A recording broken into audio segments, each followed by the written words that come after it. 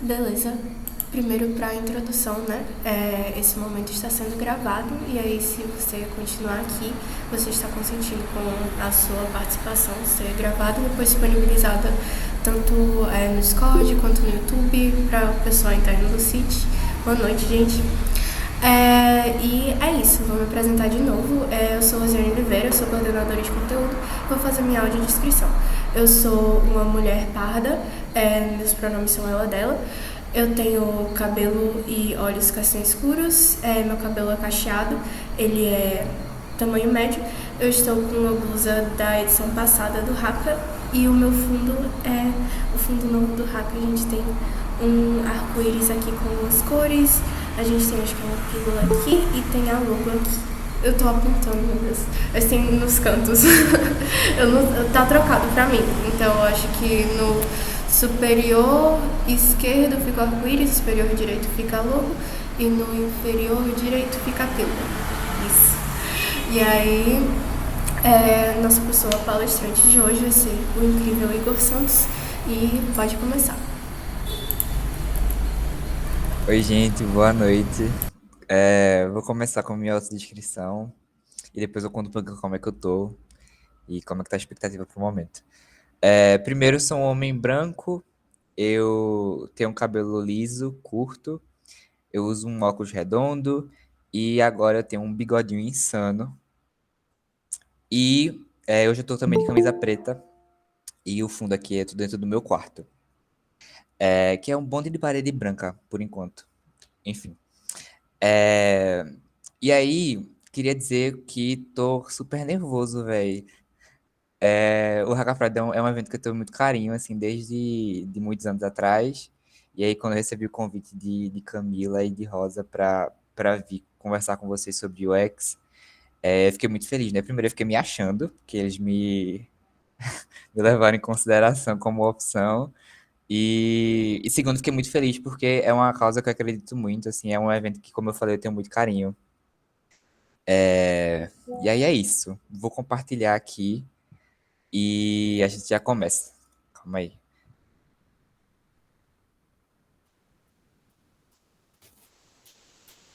Eita, ó. Dei spoilers. Ah, quem me conhece da vida já viu essa apresentação muitas vezes. Isso já é um fato sobre mim, que eu não tenho nenhuma vergonha de reutilizar apresentações, velho. Mas vamos lá. É, Antes de a gente começar a falar um pouquinho sobre o X, eu queria falar sobre mim e falar sobre mim como pessoa primeiro. Meu nome é Igor, mas as pessoas, meus amigos, assim, me chamam de Jobinho. É um apelido pro meu segundo nome, que é Jobson. E aí é Jobson no diminutivo. E eu gosto de brincar que eu sou descendente de Steve Jobs, né? Porque Jobson, não sei o que lá, Jobs. É, eu tenho 21 anos, eu sou um homem cisgênero. Eu nasci e morei no Cabo até, sei lá, um mês atrás, no Cabo Santo Agostinho, aqui em Pernambuco. Eu sou fã de Avatar, né, de Aang. É, tipo assim, uma das coisas que eu mais consumo na minha vida. Inclusive, eu gosto de falar que um fato curioso sobre mim é que eu sei recitar toda a abertura de Avatar, velho. Eu vou poupar vocês nesse momento, mas fiquem sabendo que eu consigo, tá? Eu consumo muito TikTok também. Eu gosto de falar que eu sou TikToker por aí. Gosto de fazer dancinha, de consumir a plataforma. Me divirto muito lá. Eu sou main woman no Valorant. Eu não sei se alguém aqui joga Valorant, mas jogo bastante. E o personagem que eu mais jogo é homem. E é isso. Ah, coitado, pois é, uma função difícil, cara, mas eu gosto. O morcegão é insano. E por último, coloquei que Vício Inerente é o meu momento. Vício Inerente é o último álbum que saiu há pouco tempo de Marina Sena. E, véi, eu só escuto esse álbum agora pra tudo. Pra tomar banho, pra vida, pra trabalhar. Academia, vocês não sabem a sensação que é você tá na esteira e escutar Olho no Gato. Tipo assim, é uma sensação única. Eu até indico pra vocês aí que se vocês fizerem academia, quiserem passar por isso, é uma experiência válida. E aí no slide eu também coloquei uma foto minha no, no momento lá legal que eu tava fazendo esse legal, que eu gosto de fazer muito. Escuta, Luiz Gustavo, tá muito bom esse álbum dela, sério. Vício Inerente, vou colocar no Spotify depois. Deixa eu passar. E aí, agora me apresentar um pouquinho como profissional. Primeiro, eu queria me apresentar como pós-júnior. Eu coloquei isso por último, mas não sei por quê. Mas até o início desse ano, eu fazia parte do movimento Empresa Júnior e eu fiz parte do movimento dentro do CIT, né? Que é a EJ que idealiza aí o Haka Pride. E aí tenho muito orgulho de falar disso, né? Que passei um ano e meio dentro do CIT como designer, depois um tempo como gerente de projeto, gerente de produto. E também nos últimos meses ali como líder da área de design do City. E aí foi um ano e meio, assim, incríveis para mim, de muito crescimento, assim, e sem dúvida moldou muito o profissional que eu sou hoje. Hoje eu faço design na UFPE. Não me pergunte meu período, porque isso daí me buga muito, entendeu? E por último, hoje eu trabalho como Product Designer no, na YouStore, que é uma startup aqui de Recife que trabalha com nuvem, com armazenamento em nuvem, multi-cloud, e que fomos recentemente comprados pela Embratel. E aí tá sendo muito massa, uma experiência diferente, experiência de mercado, mas que eu vou ter para sempre, assim, o carinho enorme, imenso, assim, pelo City e pelo Movimento Empresa Júnior. Simbora. Queria muito, velho, escutar um pouquinho de cada um de vocês. Eu cheguei a criar um slide para isso, sabia? Mas aí eu já tinha feito isso em outra apresentação e demorou, tipo assim, 30 minutos. E aí, não vamos fazer isso hoje, que temos muito conteúdo para passar. Mas caso vocês queiram falar comigo no Discord, no Instagram, no LinkedIn, eu tô super aberto aí a trocar ideia com vocês. Seja para tirar dúvida, ou seja só pra gente se conhecer mesmo e fazer networking. Mas aí, deixo esse canal aberto aí caso alguém se interesse. Simbora. Só para explicar uma coisa, eu vou ficar trocando de janela, porque eu gosto de ver o que tá acontecendo aqui no Meet. E também tô compartilhando o Figma, né? Então eu vou ficar trocando assim, vai demorar para eu passar de página, mas é só para vocês ficarem cientes mesmo. Bora. Antes de começar, eu queria deixar muito claro que esse momento aqui é um momento para a gente construir conhecimento junto. Então, caso vocês queiram contribuir com alguma coisa, ou eu estou falando de alguma lei e vocês quiserem dar um exemplo, tirar alguma dúvida, fiquem à vontade para falar comigo no chat, para levantar a mão. E eu gosto muito de falar sobre isso, de construir conhecimento junto, porque eu sou um designer há poucos anos, assim, né? Há uns 2, 3 anos atrás, eu estava exatamente onde vocês estavam, assim. Acredito que alguns de vocês estão começando a ter contato com o que é construir produto e fazer design. Então, eu tô só no início da minha carreira. Então, assim, fiquem à vontade para contribuir com conhecimento, para tirar dúvida, enfim, fiquem à vontade. Hoje a gente vai falar um pouquinho sobre UX design. E antes de começar a falar sobre leis do UX design, eu queria conversar um pouco sobre o que é UX design, o que eu acredito, o que alguns designers famosos aí do mercado falam. UX design significa User Experience Design, e aí é uma sigla para o que seria em português design de experiência do usuário.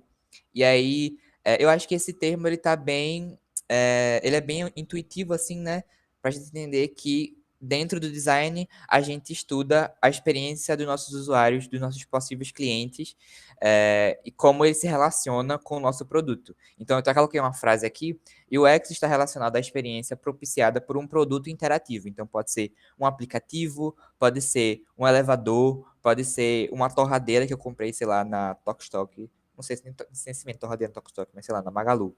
E aí cheguei em casa, não sei usar direito a torradeira. É, E aí, qualquer produto interativo que a gente consiga interagir e que traga uma experiência pra gente como usuário.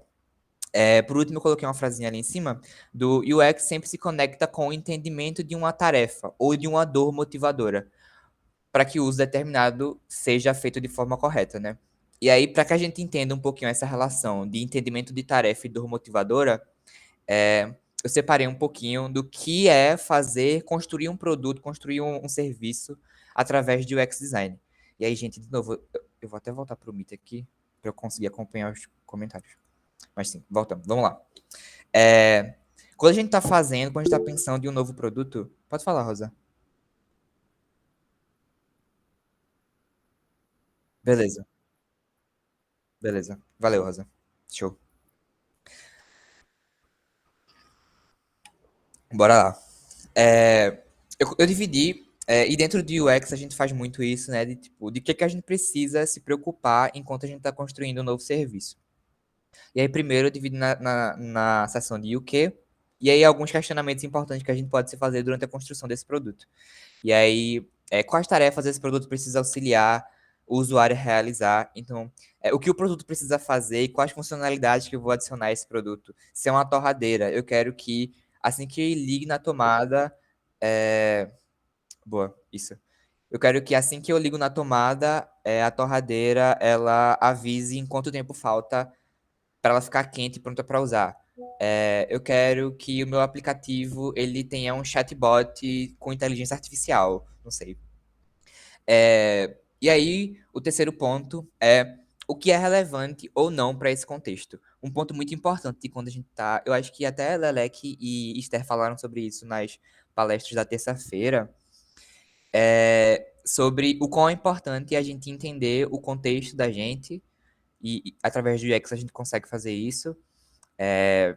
E a gente saber o que é relevante ou não para o momento que a gente está e para um contexto que a gente está inserido.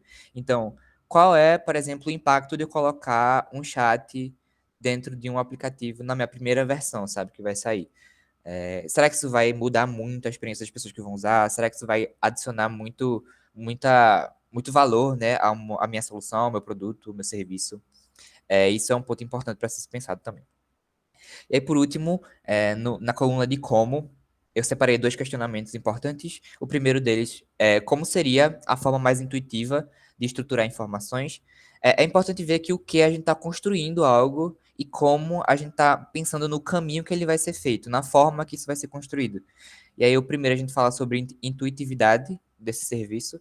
E segundo, que tipo de gatilho, que tipo de rastro eu posso deixar na minha plataforma para construir um uso mais natural e mais fluido. Isso também tem tudo a ver com intuitividade de soluções, e como que a gente pode deixar a vida dos nossos usuários mais fáceis, mais simples também. A gente vai comentar um pouquinho mais sobre isso mais na frente. Por último, antes de a gente entrar um pouquinho sobre as leis, né, e que a gente veio conversar hoje, eu queria falar com vocês sobre três pilares para uma boa experiência. O primeiro pilar, a gente pode enxergar isso como uma pirâmide, tá? E aí a gente lê isso de baixo para cima, sendo o primeiro pilar ou a base dessa pirâmide, a base, o pilar de utilidade. E aí a pergunta questionadora que eu deixei aqui o teu produto, ele desperta... eita, na verdade não. Esse usuário, esse slide tá errado, tá? Deixa eu só corrigir. O primeiro ponto o ponto de utilidade esse usuário ele precisa desse produto. Então, o que é que o meu produto, o meu serviço, qual é a dor que ela vai atingir? Qual é a diferença que, por exemplo, uma torradora insana que tem 300 milhões de funcionalidades vai fazer na vida de uma pessoa que ela só quer assar um pão? Qual é a dor que o meu aplicativo, a minha solução que vocês vão pensar vai resolver, sabe? Para quem eu estou fazendo isso? Qual é a utilidade disso, sabe? Por que que essa solução existe? Por que que eu estou tentando criar isso?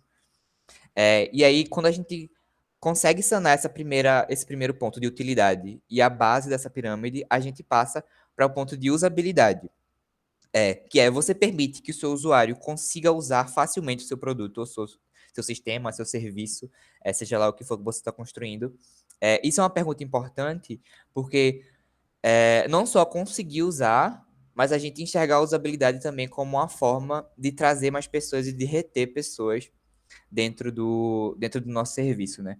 E aí, depois que eu já sei a utilidade do meu serviço, já sei para que ele serve, eu vou pensar um pouco de como isso vai ser feito e de forma o mais fácil possível para que o meu usuário ele não precise pensar demais assim enquanto ele está usando o meu serviço. E por último, o topo da pirâmide é a desejabilidade. E aí agora sim vem o seu produto, ele desperta esse efeito de eu quero muito usar nos seus potenciais clientes ou nos atuais usuários. E aí é aquela chave, né? Aquele pontinho de diferença. Será que o meu serviço, os usuários que usam ele, porque de onde vem, né, a necessidade de você usar um aplicativo, por exemplo? É de uma necessidade, é de uma dor. Então, eu não posso sair de casa hoje e eu preciso comer. Eu não tô afim de fazer refeição, eu preciso comprar a refeição. E aí, daí vem a minha necessidade, por exemplo, de usar um iFood da vida ou um Uber Eats ou algo parecido. É, mas o fato de eu voltar e de eu querer usar aquela plataforma é onde entra a desejabilidade. É eu tornar aquela experiência de sair de algo básico, de algo que eu necessito fazer, que eu uso por só necessidade, mas que eu uso por prazer e por desejo, e que desperta esse efeitozinho que eu falo aqui no slide sobre eu quero muito usar essa plataforma, esse serviço. Até aqui, alguém tem alguma dúvida? Quer acrescentar com algum comentário? Quer, sei lá, dar um exemplo de aplicativo, serviço que foi muito massa assim até agora, que vocês usaram e que sentiram que esse ponto de desejabilidade estava forte nessa experiência?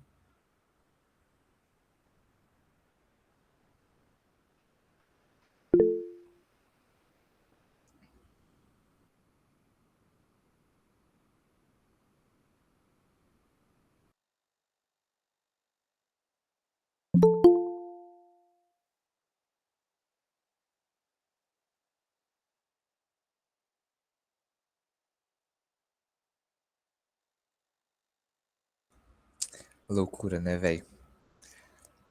Artimanhas aí. Mas bora simbora. E aí, por último, da gente entender um pouquinho sobre o universo de, do UX, né, da experiência do usuário.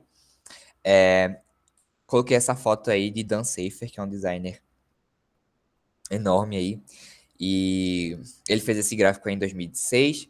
E aí a gente consegue ver mais ou menos do que se trata tudo que engloba assim, né, UX design. Arquitetura da informação, design visual, design de interação, design industrial, eita, design industrial. E mais um bocado de coisa, assim, que inclusive não tá aqui, UI, por exemplo, também, que vocês vão ter treinamento sobre isso mais pra frente. Mas para vocês entenderem que quando a gente fala de UX, a gente tá falando de muita coisa, assim, né? E de que só isso, só esse tema aqui já dava pra gente fazer, sei lá, um bootcamp só falando sobre UX, sobre detalhes, assim. Mas que hoje a gente vai focar numa parte pequena, que é a parte de leis. Simbora. Olha aí, chegamos. Eu não sei se alguém já teve contato com o UX Laws, né? Que é um site bem famoso aí que o pessoal usa bastante como consulta enquanto está construindo serviço. Mas a gente tem algumas leis, assim, alguns princípios de designer diferentes. A gente tem, por exemplo, as leis de Gestalt. Mas hoje eu escolhi um grupo que eu acho que é o grupo mais famoso, assim, que a gente estuda bastante quando a gente está falando de UX, que são as heurísticas de Nielsen. Eu não sei se alguém de vocês já ouviu falar, mas é basicamente um grupo de heurísticas, de pontos importantes para você pensar e de indicações, assim, eu ia falar regras, mas eu não acho que seja regras, mas mais de indicações de pontos que você precisa pensar enquanto você está pensando no seu serviço. É, e aí, antes de a gente começar aí, de eu mostrar mais ou menos quais são essas 10 regras, essas 10 leis, coloquei uma frase, eu adoro esses frufrus, assim, de colocar frases de pessoas. Eu coloquei essa frase de Nielsen agora, que é: a interface não deve proporcionar insegurança, estresse ou forçar alguma ação de maneira muito impositiva. A jornada do usuário, ela deve ser tão fluida que ele deve navegar de forma intuitiva, quase que sem pensar. Inclusive tem um livro muito famoso, né, de design que chama Não Me Faça Pensar, que fala muito sobre isso, assim, sobre como que a gente pode é, construir soluções, serviços que que os usuários possam usar o mais intuitivamente possível. E antes de a gente começar a falar sobre as leis em si, eu acho importante a gente tratar de 5 atributos que Nielsen descreve como atributos da usabilidade em um livro que ele lançou lá em 93, chamado Engenharia da Usabilidade. E aí lá ele fala um pouquinho sobre esses 5 princípios aí, esses 5 atributos. O primeiro deles sendo a capacidade de aprendizado. E aí em quanto tempo, ou qual a facilidade que um usuário novo, em quanto tempo ele leva, por exemplo, para entender como funciona a minha plataforma, ou o meu serviço, ou a minha frigideira, é, na primeira vez de uso, assim, né? E aí, quanto menor esse tempo, quanto mais fácil for esse aprendizado, maior é a capacidade de aprendizado das pessoas dentro do seu serviço e mais positivo isso é.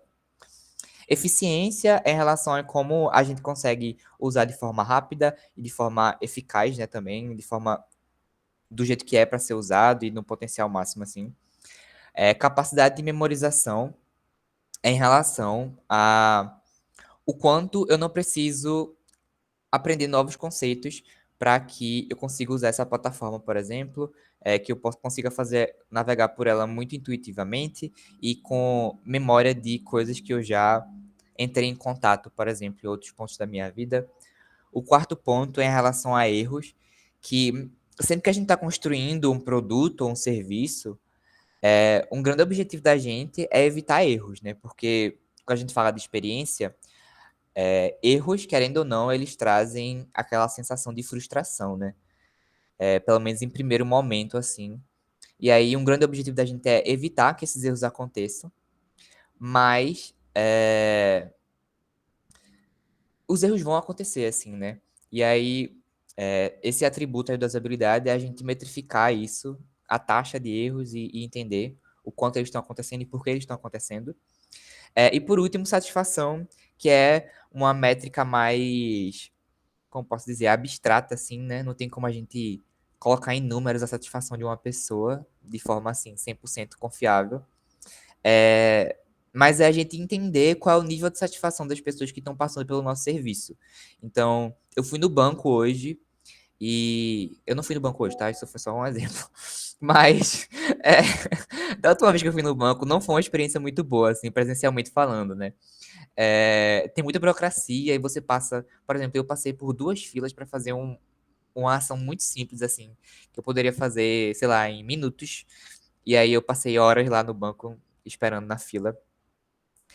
Mas isso é um exemplo de que se algo fosse, se uma pesquisa de satisfação fosse feita comigo, não seria algo positivo, assim, né? Pra, que eu tenho pra falar, assim, que eu teria pra falar, no caso. E aí, por isso que é importante a gente entender o nível de satisfação dos nossos usuários e como que a gente pode melhorar isso, né? E aí, esses são os 5 atributos que Nielsen falou, né, lá em 93, e aí que a gente tá mais vivo do que nunca, né? E agora sim, a gente vai começar aí a conversar sobre as heurísticas do famoso Nielsen. E aí como que elas podem ajudar vocês também na construção dessa solução que vocês vão pensar durante esse hackathon. Simbora. Antes de começar, na verdade, eu queria saber se tá todo mundo bem, assim, tipo, vocês estão conseguindo entender o que eu tô passando, tá muita informação muito rápido. Vocês querem uma pausazinha para respirar, tomar uma água e a gente volta? Tipo, como é que vocês estão aí do outro lado da tela? Tranquilo, tá ótimo. Podem reclamar, tá? Sem medo, gente. Não tiver algum problema, beleza, tá suave, tranquilo, show. Então eu vou continuar. Caso esteja muita informação, vocês não acompanhem alguma coisa, não tenham medo de falar aí no chat ou abrir o microfone mesmo, beleza? Simbora. E valeu pela interação aí no chat. Isso daqui é a tela do print, né? Que é para vocês lembrarem rápido quais são as 10 heurísticas de Nielsen e e tem os títulos delas aí, né? E ícones para facilitar que vocês vejam. Mas bora simbora um a um. Primeiro, a visibilidade do status de um sistema. Então, vamos lá. O que significa isso, né, da visibilidade do status de um sistema? As interfaces devem manter os usuários informados sobre o que está acontecendo através de respostas apropriadas e oportunas. E aí eu coloquei entre parênteses um exemplo que eu gosto muito de usar nisso daí, que é a central de controle do iPhone. Eu vou abrir aqui para vocês, que eu não sei se todo mundo tem iPhone, né, mas eu vou mostrar aqui. Não sei se vai dar para ver, mas essa daqui é a central de controle, tá vendo? E aqui a gente tem acesso a saber se o meu dado de móvel está ligado, o Wi-Fi, o Bluetooth. A última música que eu escutei tá aqui, inclusive foi uma música de Marina Sena do álbum, que eu falei, chama Tudo Seu. O nível de brilho do meu celular, o volume do meu celular também. E aí, aqui, eu sei exatamente de como que tá funcionando o meu sistema, qual é o status do meu sistema.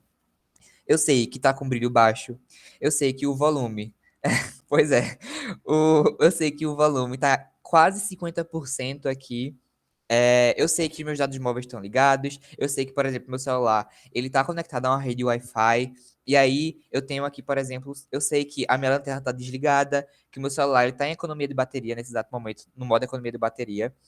É, e aí, isso é um exemplo de como que a gente pode fazer o nosso usuário, de forma oportuna e apropriada, entender o que está acontecendo no meu sistema.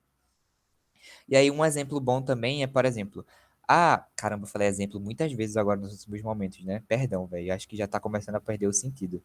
Mas, é, qual é um sinônimo de exemplo? Não conheço. Eu vou usar exemplo mesmo, gente, foi mal. É, mais um exemplo diferente, assim, disso é que quando a gente tá usando uma torradeira, pelo menos a torradeira que eu tinha lá em casa, ela funcionava da seguinte maneira: eu ligava ela na tomada e aí tinha uma luzinha.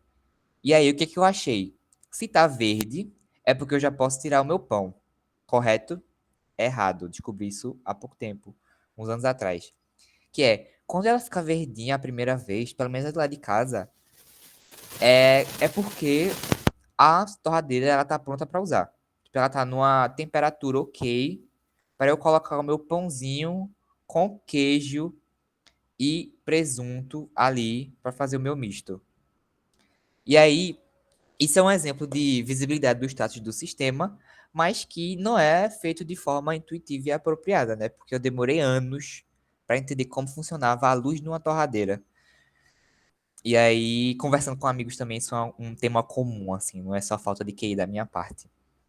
Mas aí, dei dois exemplos aí de como que vocês podem entender aí essa visibilidade do status de um sistema, beleza? Todo mundo entendeu? Posso passar para a próxima lei? Show. Dúvidas? Se tiver dúvidas, joga no chat. Próximo ponto. Correspondência de sistema e mundo real. Um sistema deve falar a mesma linguagem de seus usuários. Use palavras, frases e símbolos similares aos usuários, ao invés de conceitos internos. E aí, por exemplo, quando eu vou usar ícones para fazer coisas, sei lá. E aí eu quero abrir uma pasta no meu, sei lá, explorar do Windows. Ela é Hoje em dia a gente não identifica tanto isso como uma pasta, mas isso aqui é uma pasta de arquivos, né? Então, tipo, isso daqui é um exemplo de um ícone que eles usaram o mundo real como referência dentro do sistema virtual. Outro exemplo muito bom disso é o e-mail, o Gmail, por exemplo. O ícone do Gmail é uma cartinha, né? Não sei se vocês já pararam para pensar nisso. O e-mail eletrônico, né? O e-mail, o ícone dele é uma cartinha, é um envelopezinho com a cartinha dentro. E aí, isso porque antes o pessoal, antigamente, né, como se comunicava, era através de cartas. Então, quando a gente iniciou um sistema novo de trazer essa experiência que antes era feita de forma presencial para o mundo virtual, a gente puxou ícones e tipo elementos do mundo real para dentro do mundo virtual, para que as pessoas não precisem aprender o novo conceito, mas que elas consigam ligar em algo que elas já conhecem, que é um e-mail através por carta, sei lá, um fax na época também.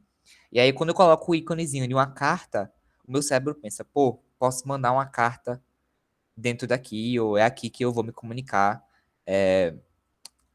através de um meio de comunicação que substitua o que seria antes uma carta. E aí, isso são exemplos que a gente traz exemplos e conceitos do mundo real para dentro da nossa plataforma. Isso é um ponto muito importante, porque quando a gente fala de uma solução muito específica ou de um mundo, por exemplo, o mundo jurídico, não sei, a chance de dos termos e das funcionalidades, por exemplo, desse aplicativo fica muito complicada e difícil, é muito grande. E aí, quando a gente traz isso para o mundo real, para coisas mais próximas da nossa realidade, isso é uma forma da gente facilitar o fluxo e da gente tornar mais intuitivo a usabilidade da nossa plataforma, do nosso serviço. Só uma dúvida, Rosa. Quanto tempo eu tenho ainda? Até que horas eu tenho?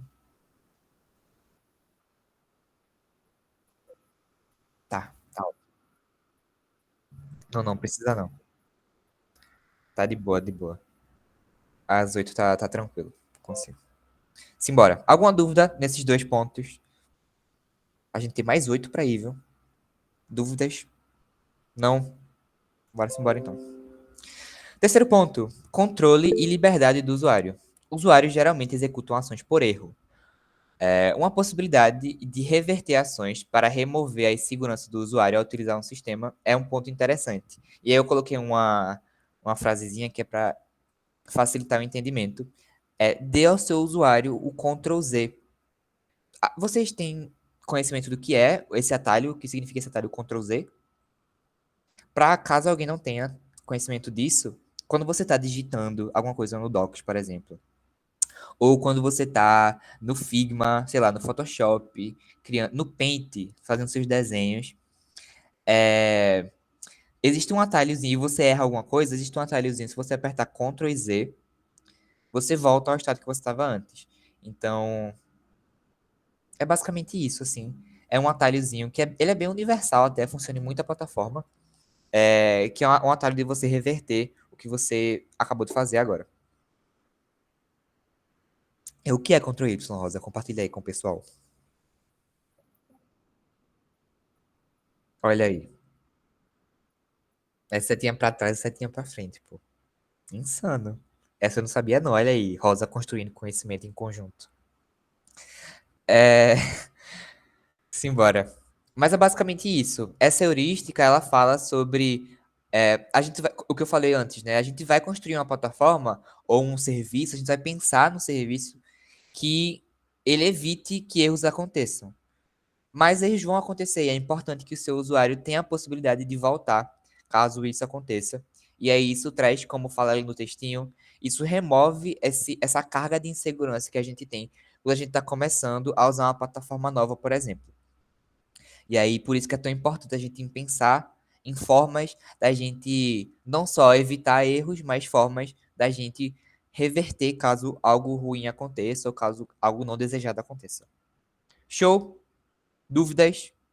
Questionamentos, adendos, comentários. Não? Sim? Vou seguir então. Heurística número 4 fala sobre consistência e padronização. Essa heurística, muitas pessoas puxam muito pro lado visual da coisa, né? Das plataformas, dos aplicativos, do serviço. É, mas isso pode ser, e óbvio, tem tudo a ver com esse lance visual também. Tem tudo a ver com UI. UI, gente, para quem não conhece, eu vou até digitar aqui no chat. Quando eu falo UI, é isso daqui, que é UI Design, que significa design de interfaces, ou basicamente isso, assim, construção de telas de interface. E aí, é isso que eu quero dizer quando eu falo de UI. É... Simbora. Usuários não devem se perguntar se diferentes palavras, situações ou ações significam as mesmas coisas. Siga os padrões da plataforma e do mercado. E aí eu queria falar sobre dois pontos com vocês. Primeiro, que tem tudo a ver com esse lance de interface, sim, mas que além disso, como o textinho fala, tem a ver com situações, com ações. Então, por exemplo, eu sei que para fazer login em algum lugar, por exemplo, normalmente eu preciso colocar o meu e-mail, o meu usuário e eu preciso colocar a minha senha. Esses são normalmente as credenciais que o pessoal pede quando a gente está falando de login. Em algum aplicativo, em algum lugar, enfim. Mas eu poderia, por exemplo, pedir para fazer login o nome completo, a tua data de nascimento e o teu CPF, não sei. E aí, por que que isso não acontece com tanta frequência? Primeiro, porque isso são informações mais delicadas, né? Mas também porque isso é um padrão de mercado, assim. E aí isso já entra no segundo ponto que eu queria conversar com vocês, é que é mais uma dica. Quando a gente está construindo uma plataforma ou algum serviço que ele é novo, ele é novidade, assim, a gente não tem tanto empenho de mercado, é importante que a gente quase que replique mesmo. É interessante, na verdade, que a gente quase que replique algumas ações e padrões que acontecem é, em plataformas do mercado. Por exemplo, esse lance do login, é, posicionamento de alguns ícones. Por exemplo, normalmente o ícone de prosseguir ele fica no canto inferior direito. Isso é só um exemplo, tá, gente? E aí vamos também, porque isso deixa que os usuários usem mais fácil a plataforma da gente. É óbvio que esse processo de replicar padrões dentro do seu serviço, eu precisa passar por um processo de análise, né? Se isso faz sentido no seu contexto, para os seus usuários e para o seu serviço especificamente. Mas isso é um exemplo de que é isso que fala quando nessa heurística a gente conversa sobre siga os padrões de plataforma e do mercado, da plataforma e do mercado. Então, se em outro local, o meu botão de voltar, por exemplo, ele está no canto esquerdo, no canto superior esquerdo, não tem porquê em outra parte da minha plataforma, quando eu quero voltar, eu precise clicar num X, por exemplo. Sabe? Ou então que esse botão ele apareça no canto inferior direito, sabe? E aí, isso são exemplos de que mantenham uma consistência, mantenham um fluxo consistente dentro das plataformas e dos serviços de vocês. Beleza? Dúvidas? Show. Vamos seguir então.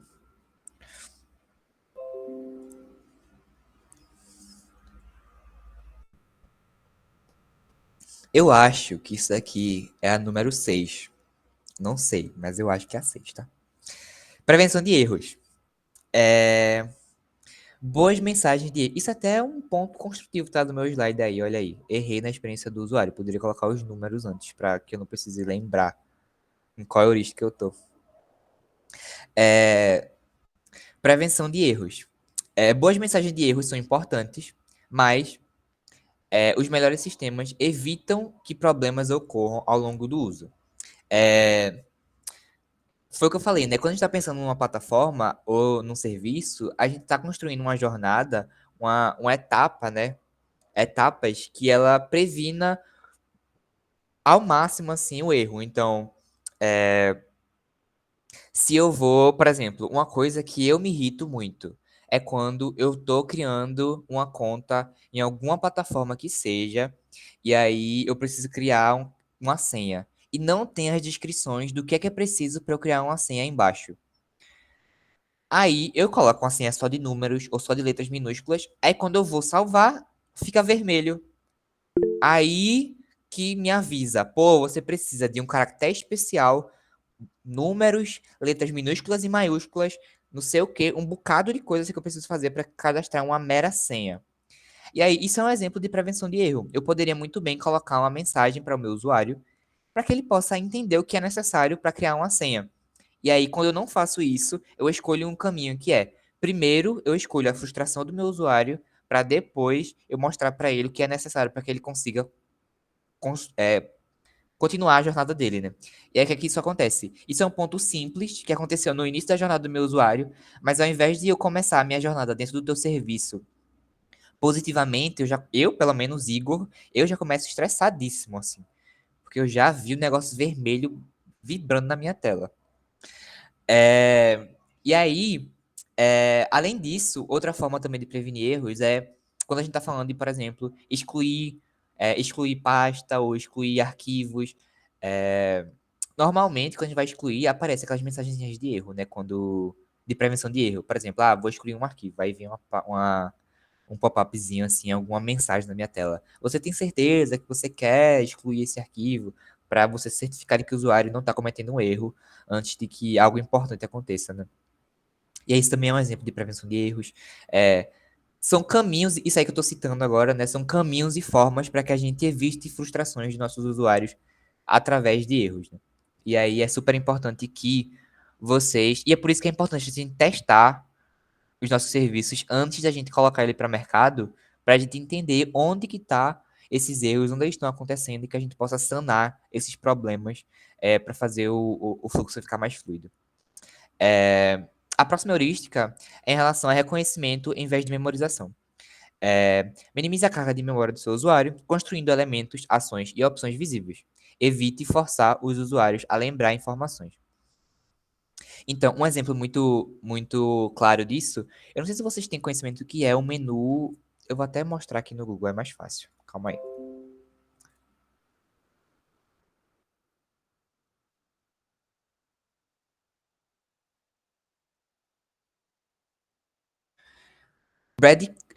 Breadcrumbs é basicamente isso daqui. Sabe quando você vai abrindo pastas e aí o seu caminho. Vocês estão vendo, né? O que eu tô mostrando? O breadcrumbs lá? Ah, boa. É. Ah, aqui tá bonitinho. E aí, ó, mostra todo o meu caminho até chegar no meu folder 3.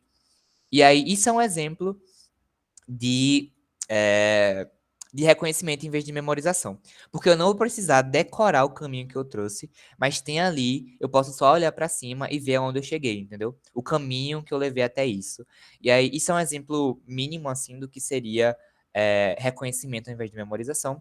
Mas essa heurística, ela fala basicamente de, em vez de você forçar o seu usuário a decorar coisas novas, deixa isso de uma forma fácil para que eles visualmente consigam identificar, sabe? E aí o breadcrumb é um exemplo perfeito, assim, para a gente falar sobre essa heurística, de a gente reconhecer o nosso caminho, reconhecer o nosso estado, em vez de a gente memorizar.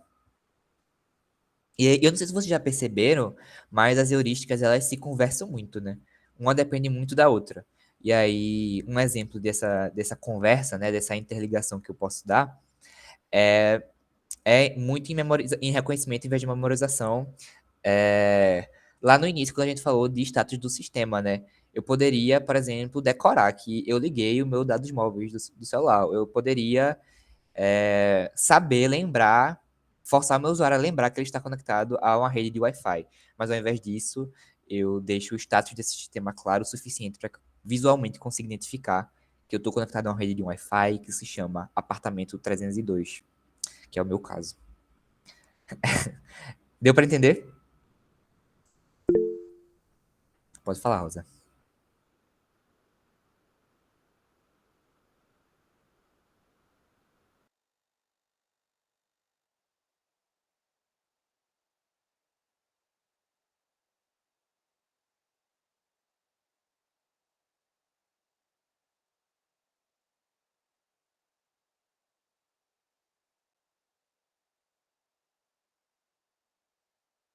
Sim, velho. E aí já entra o ponto que eu falei antes, né? De da gente evitar a frustração o tempo todo dentro do fluxo da gente.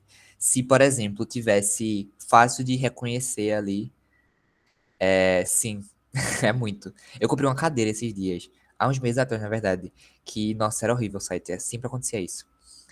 E, enfim, evitem frustrações de seus usuários. Deixa eu passar aqui. Próxima heurística, eficiência de flexibilidade de uso. É ideal que a interface seja útil para leigos e experientes, atalhos e fluxos detalhados. E aí, um exemplo disso é, eu acho que vocês já escutaram bastante nesse bootcamp falar sobre Figma, né? Sobre Figma, sobre Photoshop, essas coisas assim de designer, né? De mexer, de fazer site, de fazer essas coisas. Mas o Figma é um exemplo. Isso também que a gente falou, inclusive, do Ctrl Z, é um exemplo de flexibilidade de uso. É super importante que o meu usuário ele consiga, o meu usuário leigo, ele consiga entrar na minha plataforma e fazer as atividades básicas, mas é importante que a minha plataforma ela tenha uma profundidade suficiente para que as pessoas que são mais especialistas em algo consigam usar ela de forma ao seu potencial máximo. Ficou confuso? Ficou, mas calma aí. Vou mostrar para vocês o que eu quero dizer com isso. Deixa eu até aqui Open in Editor.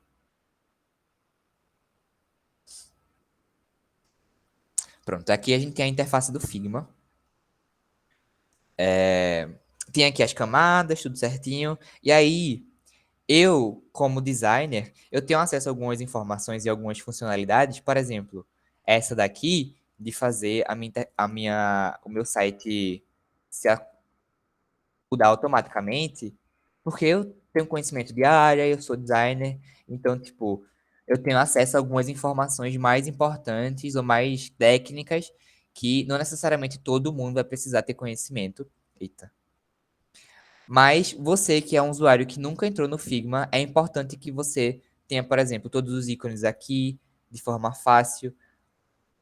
Saber que aqui eu posso clicar aqui para criar um retângulo, uma linha, uma estrela.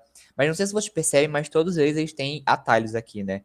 Então, eu como designer, para facilitar a minha vida no dia a dia, eu não vou clicar no menu, vou simplesmente clicar em O para criar uma bola, ou em R para criar um retângulo, ou eu vou, sei lá, usar o Ctrl X para cortar algo, ou eu vou usar, é, em vez de usar o menu aqui para fazer transformações de espelhar objetos, por exemplo, eu vou usar um atalhozinho de Shift V ou de Shift H para espelhar ele horizontalmente ou verticalmente. Deu para entender mais ou menos o que eu quis dizer com essa heurística? O que eu não, né? O que Nielsen quis dizer. Mas assim, de que é importante de que pessoas leigas que estão usando a sua plataforma ou seu serviço pela primeira vez, elas consigam usar com facilidade, mas que você também tem aquele nívelzinho de para satisfazer os usuários mais específicos, mas que vão precisar daquela plataforma com mais uso, por exemplo. E aí esse exemplo do Figma é um bom para vocês entenderem com mais clareza. Próxima heurística. Estética e design minimalista. As interfaces não devem conter informações irrelevantes. Informações secundárias ficam em segundo plano, tornando as aplicações mais eficientes em transmitir informação aos seus usuários. Quando a gente fala de design minimalista, primeiro, vocês entenderam a outra heurística? Porque é meio complicadinha ela. Deu pra entender? Sim, não. Tô esperando. Sim! Obrigado, Luiz Gustavo. Kevin disse que sim também. Rosa disse que sim. Samuel, obrigado, gente. Fico muito feliz quando vejo interações assim no chat. Sim, mas vamos lá. Próxima heurística, estética e design minimalista. Quando a gente fala sobre a heurística, a gente não está necessariamente falando daquela logo, dessa trend agora, né? Dessa. Como é que fala trend em português? Não gosto de usar a palavra em inglês, não, em treinamento. Mas é tipo, dessa tendência. Tendência é uma boa palavra. Dessas tendências de, por exemplo, as marcas trocando de logo para ficar logo mais clean, mais simples, minimal design, não sei o que, esse tipo de coisa que eu não sei se você já entraram em contato, mas são coisas que têm sido discutidas bastante, assim, no Twitter, por exemplo. E aí, aqui a gente está falando um pouco disso também, mas o que a gente está falando aqui é sobre informações na sua tela, sobre informações no seu menu, sobre informações, por exemplo, na sua torradeira, que não existiu, né, no meu caso. É, mas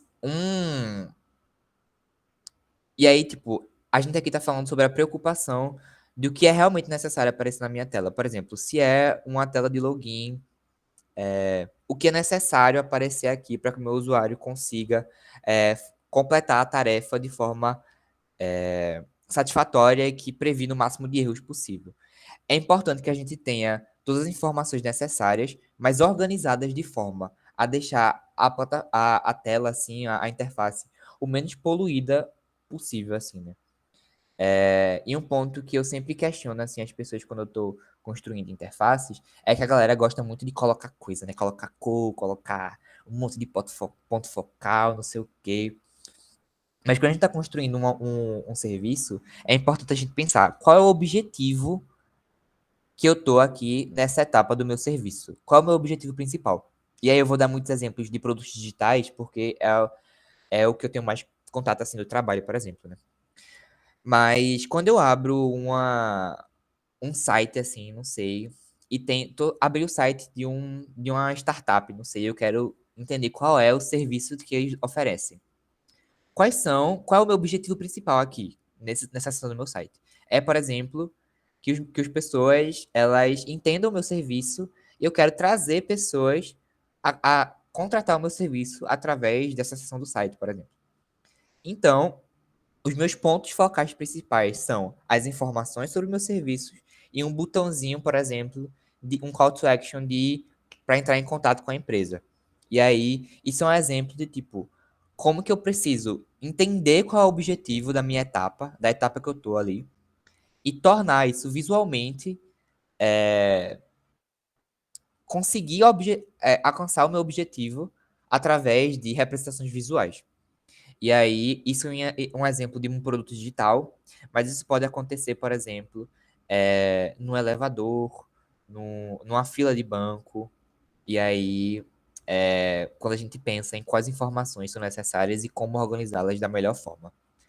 E também para fazer isso, né? Como você deve estar se perguntando, né? Pô, Igor, massa, eu já entendi que eu preciso organizar as coisas de forma minimalista, assim, de forma que eu só preciso do básico na visão do meu usuário. Mas como que eu faço isso? E aí eu acho que vocês vão. Hoje a gente não vai conversar muito sobre isso, mas eu acredito que amanhã, se eu não me engano, vocês vão ter um treinamentozinho sobre é, design de interfaces. E aí eu acredito que vocês vão conversar um pouquinho sobre isso também, de como fazer isso. Mas caso não aconteça, e durante a construção da solução de vocês, vocês tenham alguma dúvida, fique à vontade para falar comigo, tá? No Discord, lá, eu vou estar por lá também, no Hackathon. Então, é isso. Show? Falei horrores dessa, né? Meu Deus do céu. Só ver uma coisa. As últimas duas, pessoal. Estamos quase lá, velho. Estamos quase lá. A nona heurística é recuperações de erro, recuperações diante de erros. Que é muito daquilo também que a gente falou um pouquinho. Tem muito a ver com aquelas duas heurísticas que a gente já falou, de prevenção de erros e de. Deixa eu dar uma coladinha aqui que eu não lembro exatamente qual é. E de controle e liberdade do usuário. Aqui, as mensagens de erros devem ser expressas com a linguagem simples, sem código de erro, indicar com precisão um problema e sugerir construtivamente uma solução. E aí, um exemplo disso é aquilo que eu falei do login, né? Pô, eu não consegui fazer login porque o meu usuário está errado, ou a minha senha está errada. É importante que o meu usuário que está tentando fazer login entenda o porquê que ele não conseguiu fazer o login dele e o que é necessário para que ele consiga finalizar essa tarefa. Então, tô tentando salvar tô aqui no meu Google Drive, tô tentando salvar por exemplo, sei lá, uma foto que eu tirei com os meus amigos e tá aqui, eu quero salvar porque eu quero postar no meu Instagram, velho. Beleza, mano. Aí eu tô tentando salvar e não tô sabendo por que que eu não tô conseguindo. Aí depois eu percebi que é porque a minha foto ela não tá selecionada, a foto que eu quero. E aí quando eu seleciono, eu consegui salvar, fazer o download dessa foto. E aí esses são só exemplos de quando um erro existir, isso é muito importante, tá? Isso é um erro que muitos designers, até com bastante experiência, cometem quando a gente está pensando em fluxo. Quando a gente está construindo serviços, a gente esquece de levar em consideração os eventos de erro. Eu lembro que Lelec e Esther, eles falaram sobre quando a gente está construindo um fluxo, né? Do fluxograma, da gente falar, meu usuário fez login, então ele vem para cá, para home. Então, a outra possibilidade, por exemplo, era se o login tivesse dado errado. E aí, essa situação, esse cenário, é importante a gente levar em consideração, porque a gente precisa mapear formas de auxiliar o nosso usuário a conseguir o sucesso, mesmo que um erro aconteça em determinada ação. E aí, essa heurística, ela fala basicamente sobre isso, assim, né? Eu não sei se vocês já tiveram essa experiência, mas eu odeio quando eu tô tentando fazer alguma coisa, aí aparece lá, erro 404. Eu lá sei o que significa erro 404. Eu não faço ideia do que isso significa. Assim, essa informação não me traz nada como usuário, me traz frustração, porque eu vou me sentir burro enquanto eu tô usando aquela plataforma.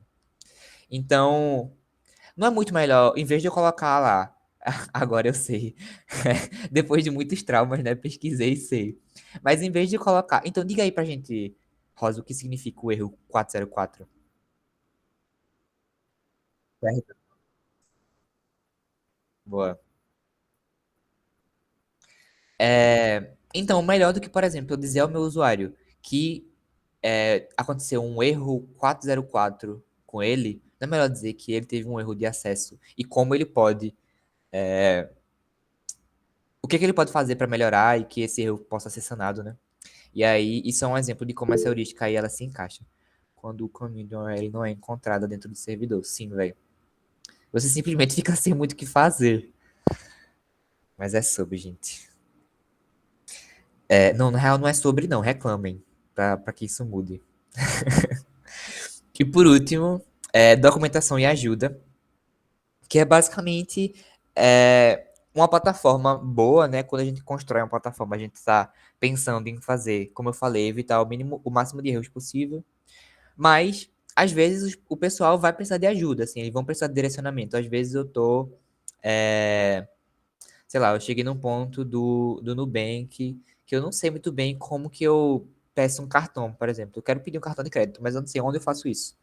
E aí eu posso agora pesquisar no Google como pedir um cartão de crédito no aplicativo do Nubank. E provavelmente vai aparecer a documentação do Nubank lá, explicando o passo a passo de como você consegue fazer isso. E aí isso é um exemplo ótimo, porque, idealmente, você como usuário, através de tudo que a gente já conversou aqui de pontos do mundo real dentro da plataforma, reconhecimento em vez de memorização, padrão e constância dentro da plataforma, eu como usuário deveria conseguir achar onde eu peço um cartão de crédito. Mas caso isso não aconteça, isso vai acontecer porque nenhuma plataforma.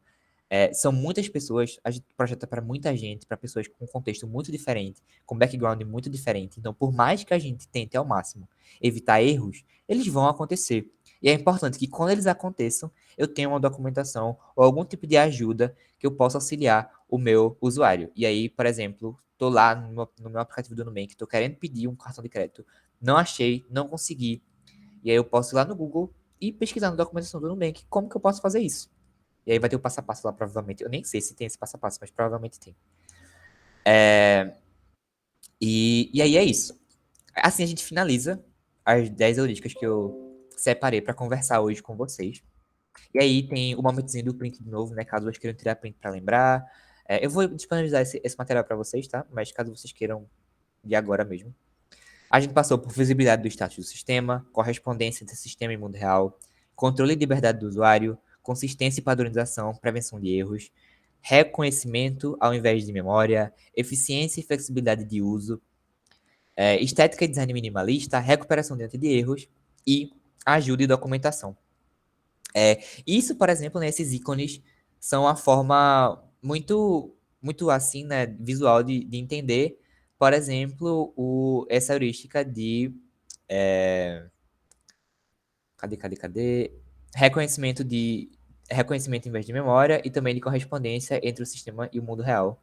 De que, por exemplo, eu uso um semáforo para entender como que está o status do meu sistema, né? Isso é um exemplo ótimo porque o semáforo ele diz como é que está o status do sistema trânsito. Se é para você estar parado, se é para você andar, se é para você prestar atenção. E aí, só exemplos também diferentes do que a gente já comentou sobre produtos digitais. Queria entender de vocês, assim, se vocês têm alguma dúvida, se vocês querem acrescentar alguma coisa, algum comentário, compartilhar alguma experiência, ou algum insight que vocês tiveram agora, essa conversa que a gente teve, que mudou alguma coisa na percepção de vocês. Enfim, esse é um momentinho para vocês conversarem e falarem um pouquinho comigo. Beleza? Eu vou esperar pelo menos um comentário no chat, tá? Senão eu não vou continuar o resto da apresentação. Sem pressão também, mas só assim.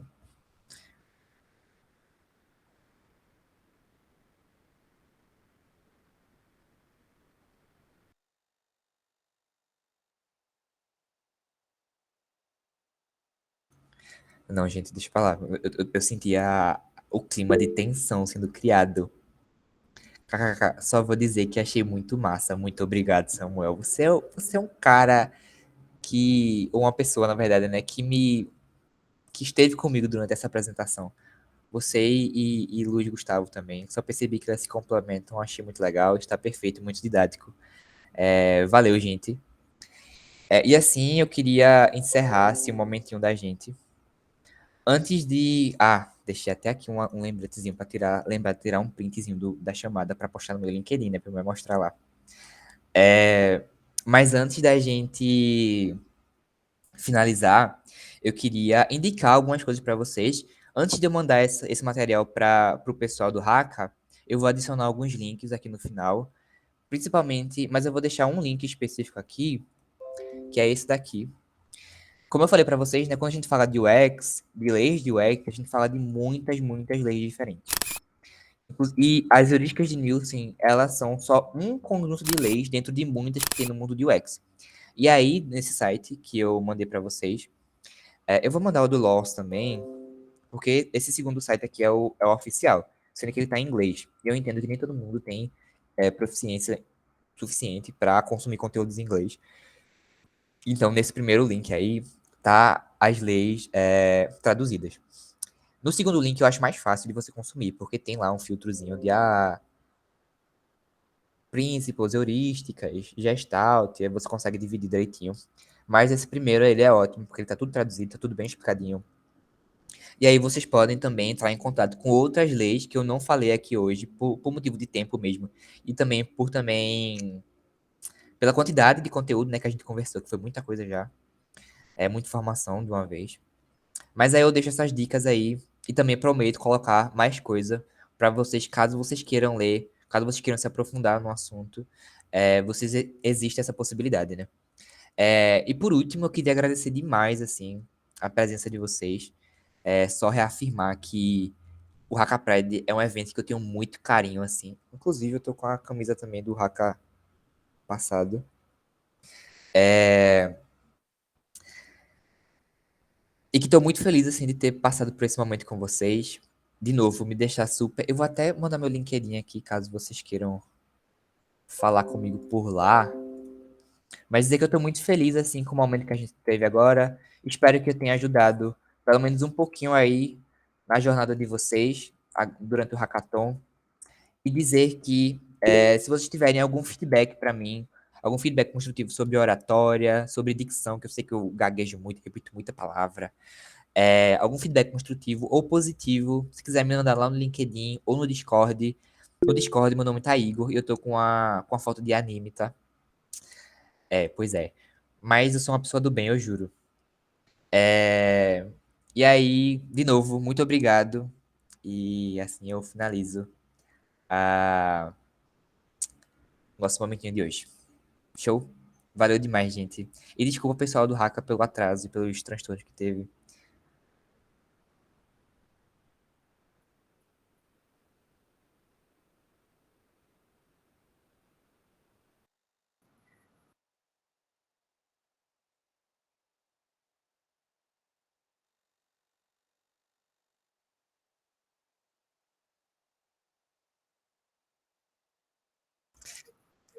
Deixa eu fazer um último pedido. Quem puder ligar a câmera só pra eu tirar um printzinho pra eu postar no meu LinkedIn, vai ser assim, lindo, tá? Aí eu vou dizer assim, um, dois, três já. E aí, quem puder aí, eu vou ficar muito feliz, tá?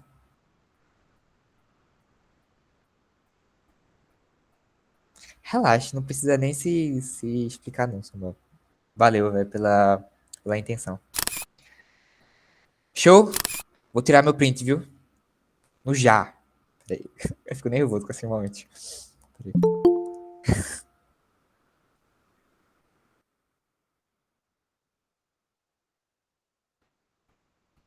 Bem-vinda, Vanessa.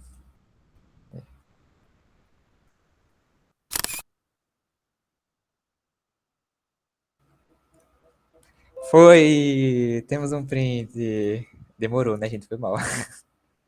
Mas obrigado demais, gente, de novo. E valeu, Raka, também, pessoal do Raka, por ter me chamado para esse momento. Um cheiro. E vejo vocês no Hackathon. Estarei lá no final de semana. E aí, precisando de ajuda durante a construção também, quiser trocar ideia, voltar por lá, é só chegar junto que a gente conversa e constrói alguma coisa massa. Show? Boa sorte. Aprenda bastante essa semana. E muita energia também, viu? Que Hackathon é cansativo, mas vale a pena. Valeu, gente.